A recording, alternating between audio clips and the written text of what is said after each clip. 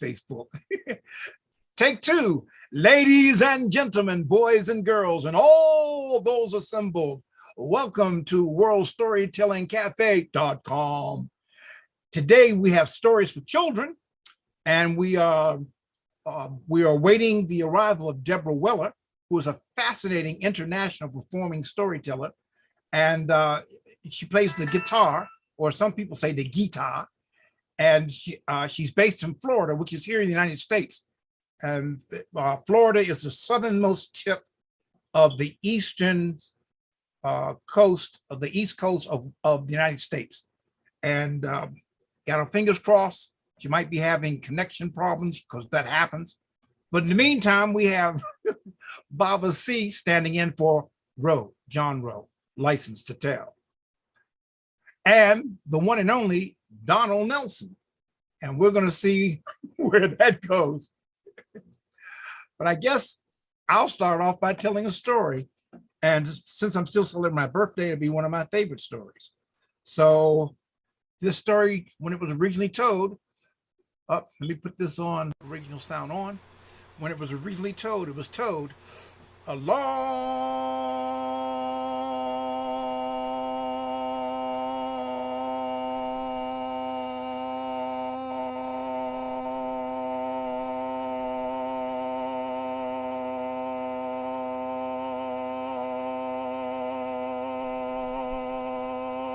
time ago, when animals could talk. Oh yes, at one time animals could talk, and then people came along. They were the first people, but then the other people, the ones that walk on 2 feet, they came along and kind of messed things up. But this story was told when animals could talk.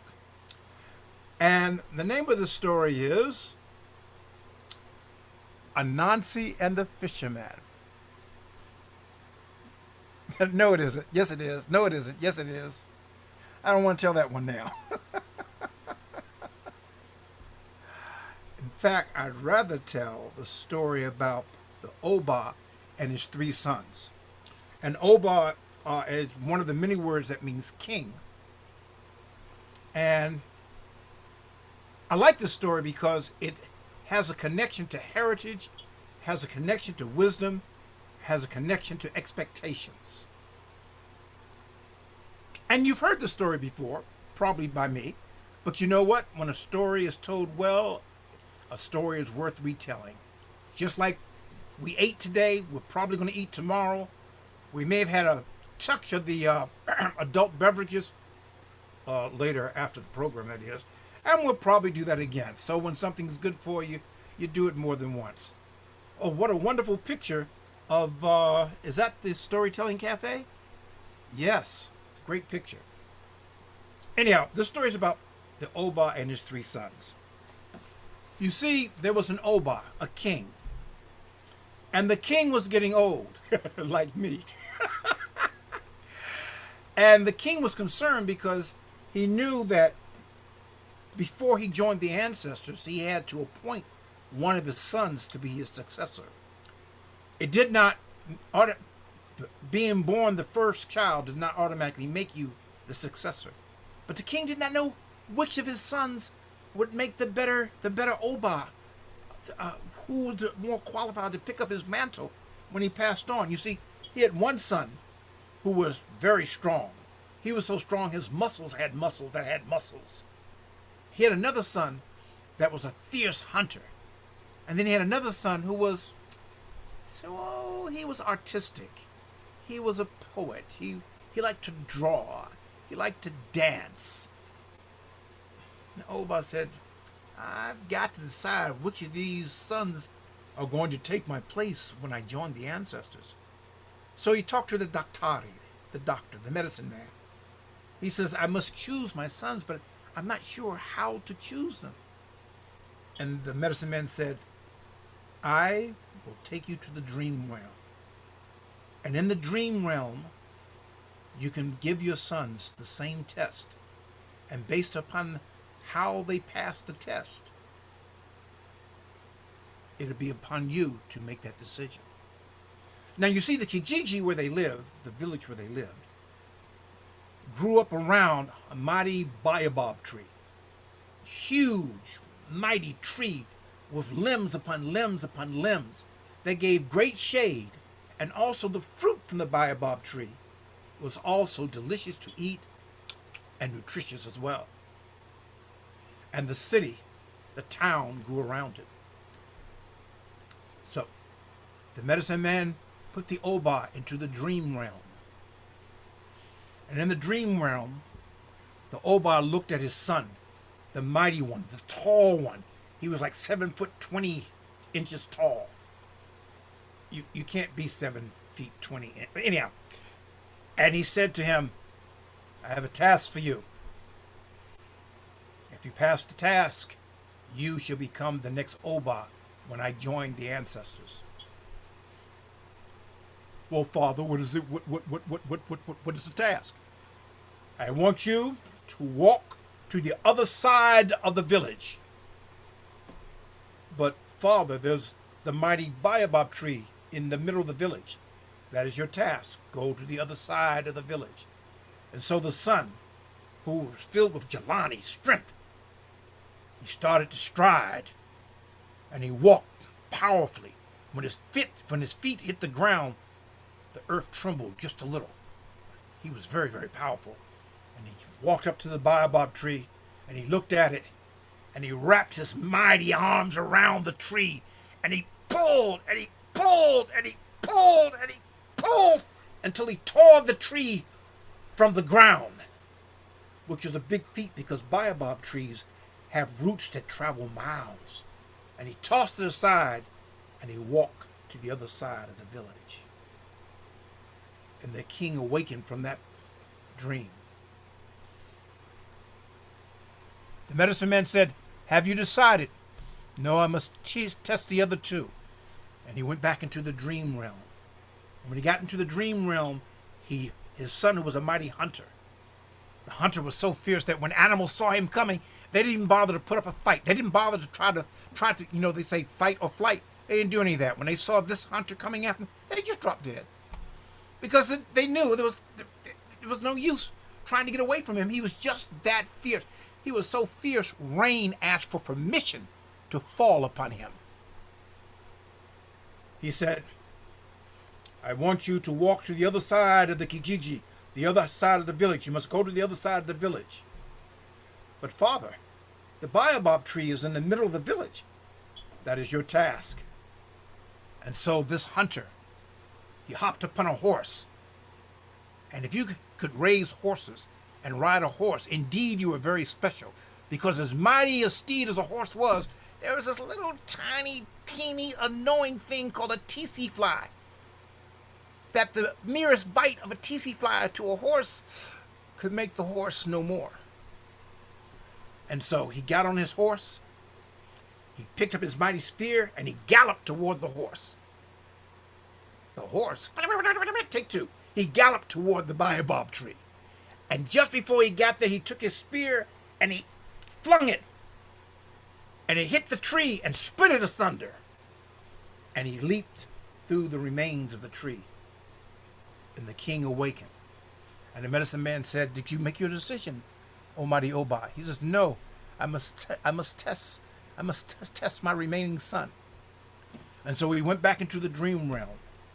And when he went to the dream realm, he saw his youngest son drawing and chanting a poem he had just created. He said, my son, I have a task for you. Yes, Father, what is the task? I want you to go to the other side of the village. Well, Father, you realize the baobab tree is in the middle of the village. Yes, but your task is to go to the other side of the village. Yes, Father. And so this young man began to dance. He began to shout some poetry. He looked at the buildings, putting together in his mind the next image he would draw. And he danced right up to the baobab tree, right up to it. This mighty tree that his brothers had torn asunder, this mighty tree that another brother had pulled from the ground. He walked up to this mighty tree, and he looked at the tree, and he walked around it to the other side of the village. And so the Oba awakened, and the medicine man said, Have you made your decision, O mighty Oba? He said, yes, I've made my decision.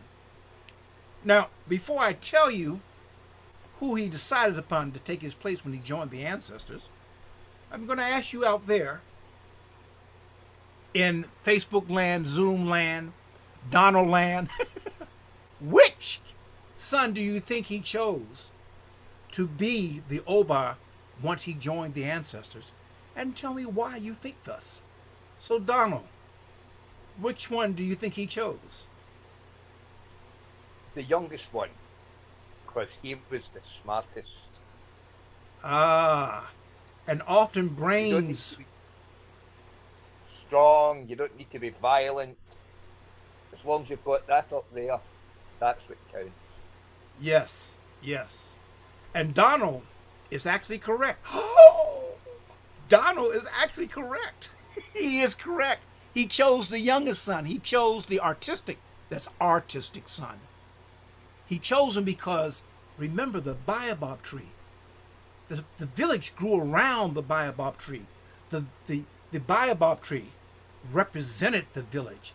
It was probably the most precious possession that the village had. Instead of ripping it from its roots, destroying the symbol of the city, and instead of throwing a spear and splitting it asunder, he knew to walk around the tree.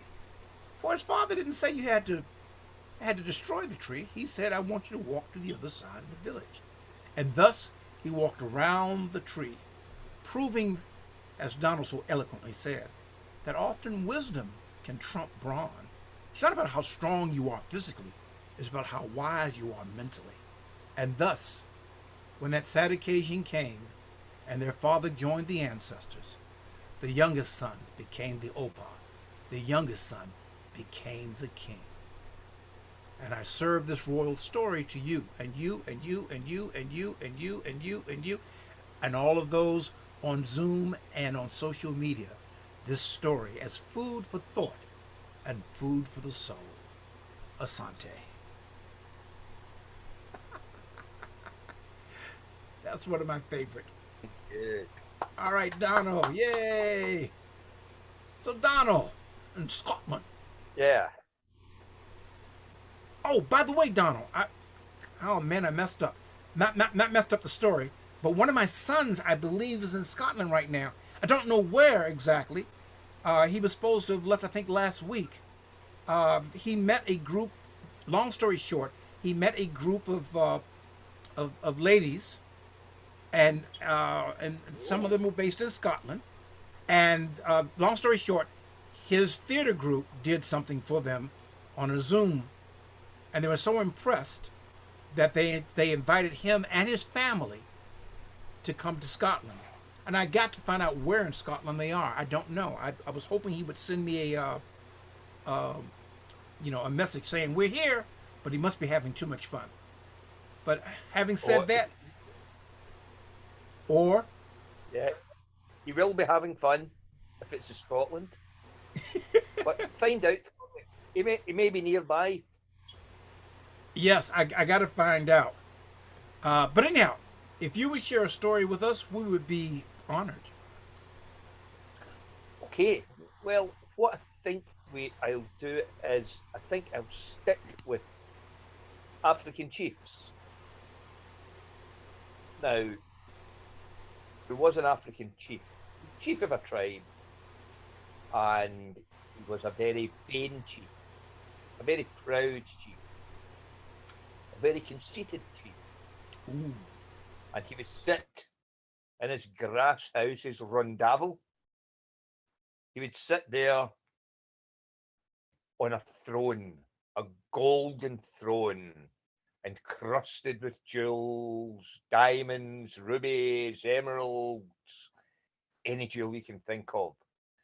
And this chief was very proud of his golden throne, and he would sit there and hold court with his people. One day, he was called to council in another village, and the chief went with his party to this other village, and they walked in to the other chief's Brundavel, and there, sitting in front of him, was the chief on a golden throne. But this golden throne was had more jewels, it had more gold, it was bigger, it was more beautiful than his throne.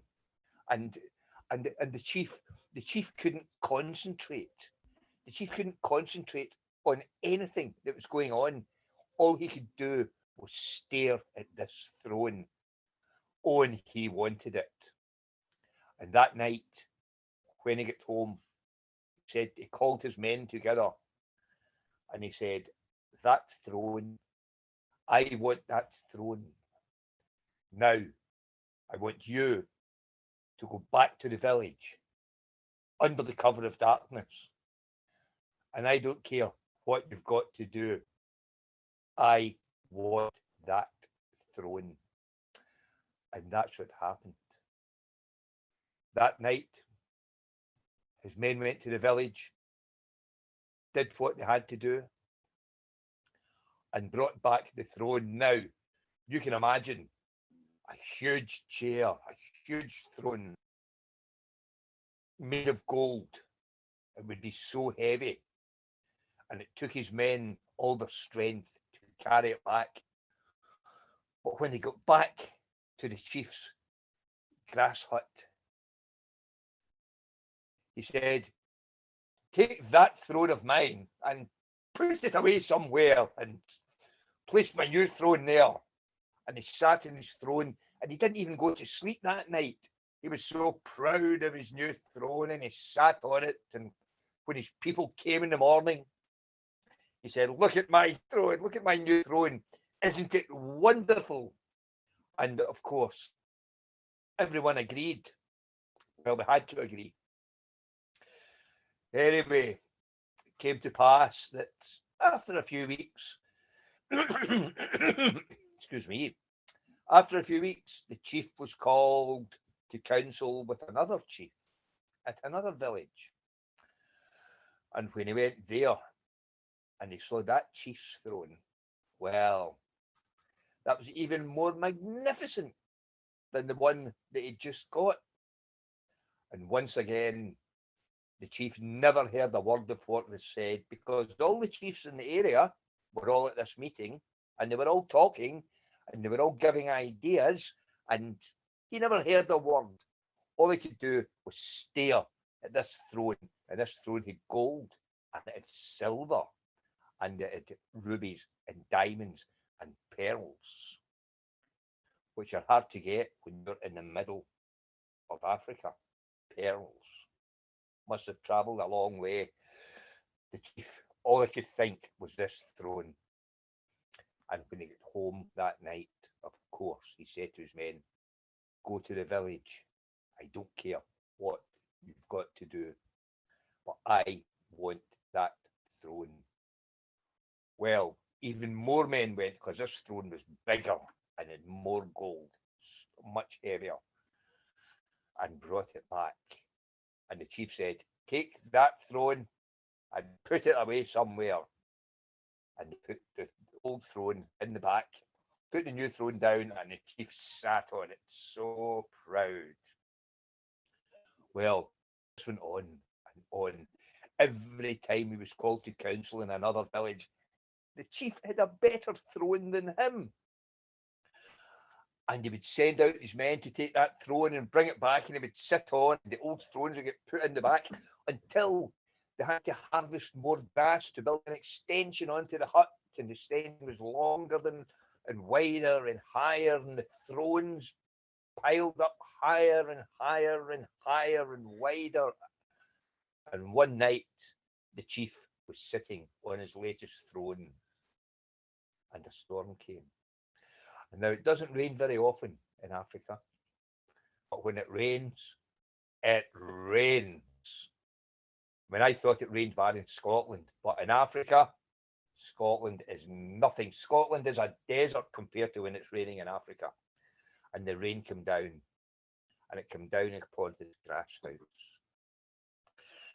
And it soaked into the roof, and the wind began to blow, and the rain poured down, and wind blew, and his his house began to sway, his grass house began to sway backwards and forwards and forwards and backwards, and the rain soaked into the roof, and the roof get heavier and heavier with water. And the chief sat in his throne, and he heard a creaking and a groaning behind him, and he ran into the back, and his pile of thrones was rocking back and forward and back and forward in the wind, and the house was swaying, and he put his hands, he thought, my thrones are they're going to fall, they're going to get damaged, and he put his hands against the pile of thrones to try and hold them, but because the golds were made of the thrones were made of gold and silver and platinum, and they were covered in jewels, diamonds, emeralds, rubies, pearls, he couldn't hold them, and the thrones came crashing down on top of him and squashed him flat, pancake flat. And that greedy, proud, selfish, conceited chief was no more. And the moral of that story is people who live in grass houses shouldn't store thrones.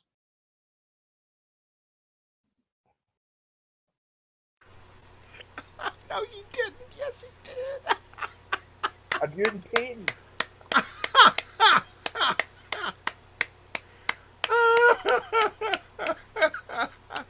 Donald, you never disappoint.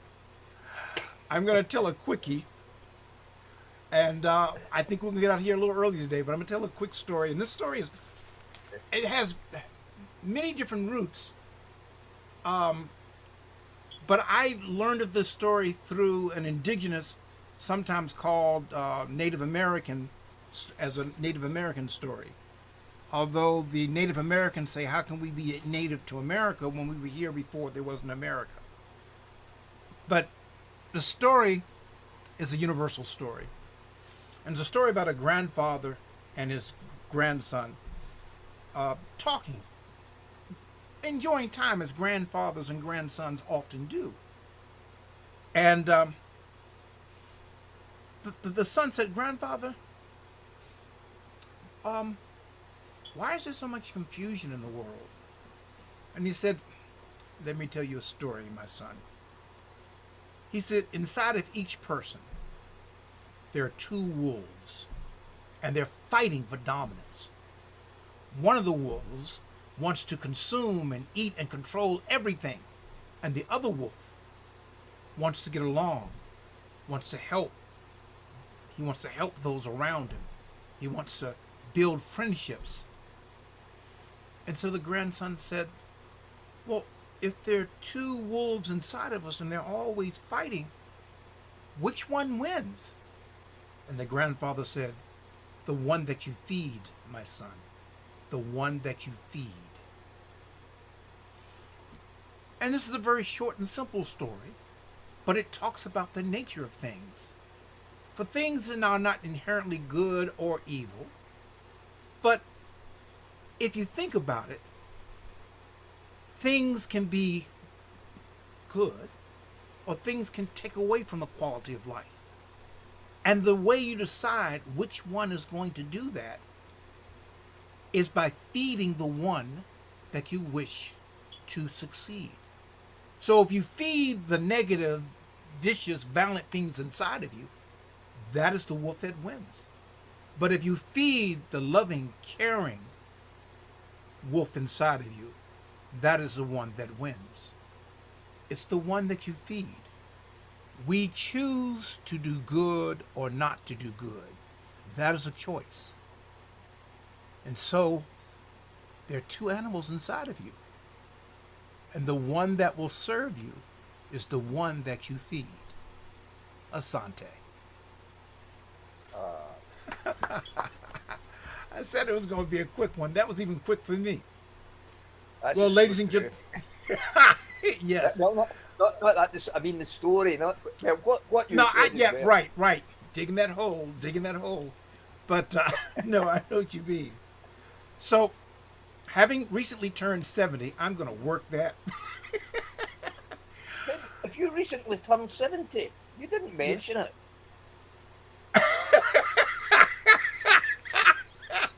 I'm going to send you some hearing aids, Donald, but you're so kind.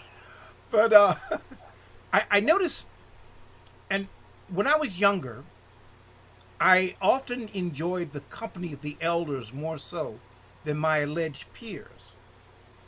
There's an old saying that says if you're the smartest person in your circle, you need a new circle. I believe that you're never too old to learn things, never too old to learn and to make changes.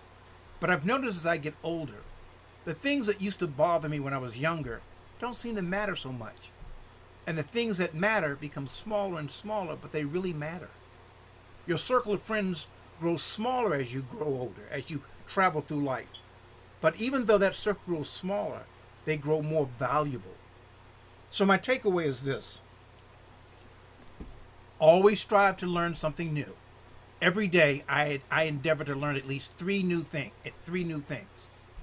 Always endeavor to improve upon you. And remember, the only person that you are truly in competition with is yourself. For you're always striving to be a better you. You're always striving to be a better person. And on that note, I got to cheat and look at what's coming up.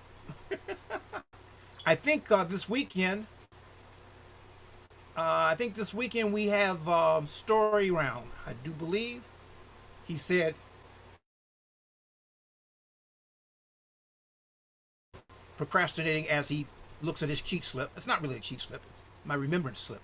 Yes, we have Worldwide Story Round this Sunday, August 14th, which is my mother's birthday. May she rest in peace. At 7 p.m. British time. And we look forward to that. And then, of course, Tuesday the 16th, we'll have Young International Tellers at 5 p.m. British time. So we hope that you've enjoyed the program and that you'll tell your friends and relatives and other folk to continue to join in. And as always, if you want to support the World Storytelling Cafe, there's a hat under the World Storytelling Cafe. Feel free to make a contribution. It'll be appreciated. And coming up in 2023, we're going to have the second Marrakesh International Storytelling Festival. And I hope to see many of you there. Donna, I hope to see you there. I'll be there. Yes. Yeah. And I got ready to say I plan to be there with bells on, but no, that's too much noise. But I plan to be there as well.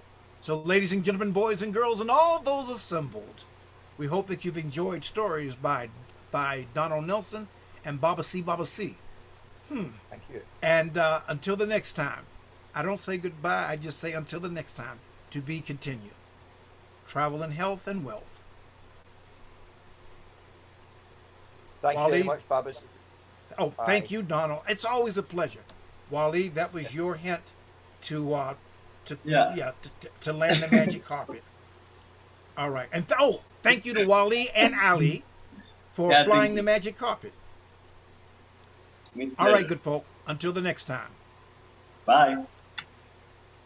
To be continued. Hit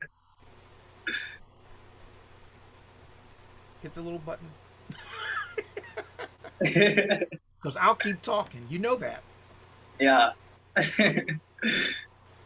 So I think I'm going to take the rest of the day and grow some hair. Oh, nice.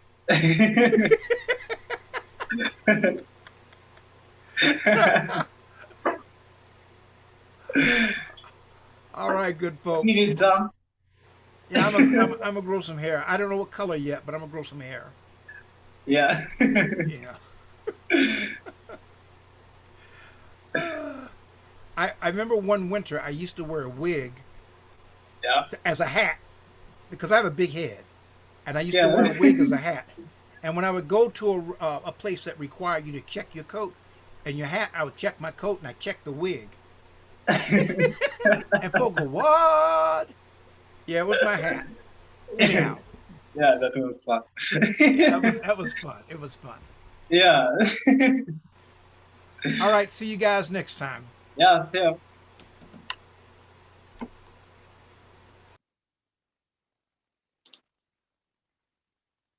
Uh,